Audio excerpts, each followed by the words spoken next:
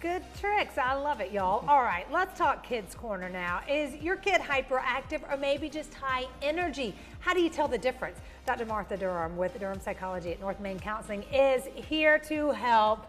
And Doc, this could be a challenge because it's like, okay, especially if you throw in boys, because it's like, well, boys always get the rep of being, hyperactive or just, a lot of energy. But how do you know, like, this is normal behavior versus, maybe it is something we need to talk to somebody about? Yeah, and I want to say right at the beginning, I would much rather children and adults not be on medicine. Right. You have to have the right diagnosis, okay? Yes.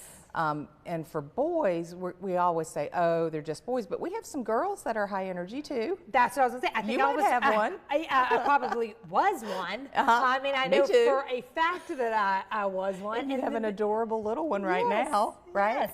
So the key is with ADHD, you want a pervasive, chronic problem with following rules, getting in trouble, maybe some academic issues. And that's how you know it's probably not high energy. And when we say pervasive, it needs to be at school, at home, at church, with friends. Everywhere, not just one. Okay. You don't have ADHD in one place. Right. If you do, there's something going on in the place. Right. Not the person. Okay? Oh, that's okay. Yeah. So you want to look at all those areas. So high energy might be that they talk a lot, that they fidget, they can't stand still, they get bored a lot, but they can take redirection. Like when you say, you better stop that, they can stop. When a teacher says it's time to work, they can do it. Right. Okay? ADHD with hyperactivity and impulsivity, they can't. They can't. Right. Even if they want to, they just. Right. And like, I have two children with ADHD. One was not hyperactive, one was.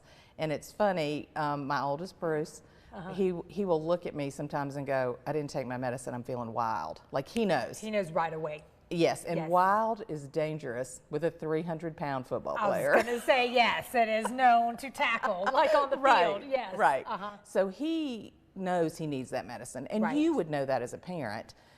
We also did something which I think you're doing with Sophie, and she may not have it from the way we were talking earlier. Right. We kept him so programmed in physical activity, and it paid off. Yes.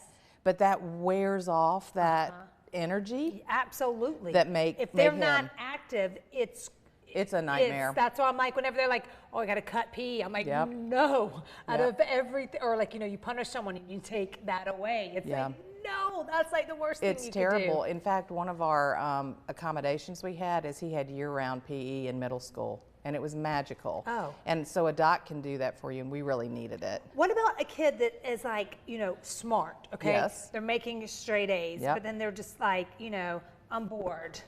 Or, because then it's like, are you too smart for this? Do you need to be the gifted? That is the answer.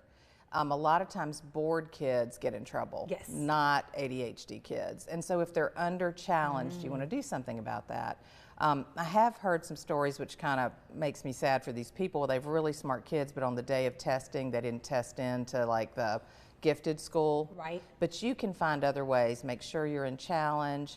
Make sure they're taking the highest level courses they can. Right. And you might also find some outside stuff like robotics teams, like wherever their intelligence lies, get them super into something so they're not bored. I love that. Because that's what, I mean, think about all the times growing up when you did dumb things. Yes. And it was because I was bored. And it's like, if I would have had basketball to go to, then I probably would have gone to that person's house and created. You brought up something really important though. I think that these devices that we use can make everyone look like they have ADHD a little bit because our attention spans are not as long. So you only want 15-second reels. You don't want a full movie. Exactly. So one thing I really want parents to start doing is just don't have devices sometimes. You can do that. Right. Let them get bored in their non-academic world so they can discover things, they can learn slowly, they can learn to chill. That's really important too. Yes, being able to chill. Listen, if any of these resonated with you, you're like, yes, Doc, I need to talk to you more, give her a call. She's having a great time at the office right now. She would love it. I would love to hear from you. She would love it. All right.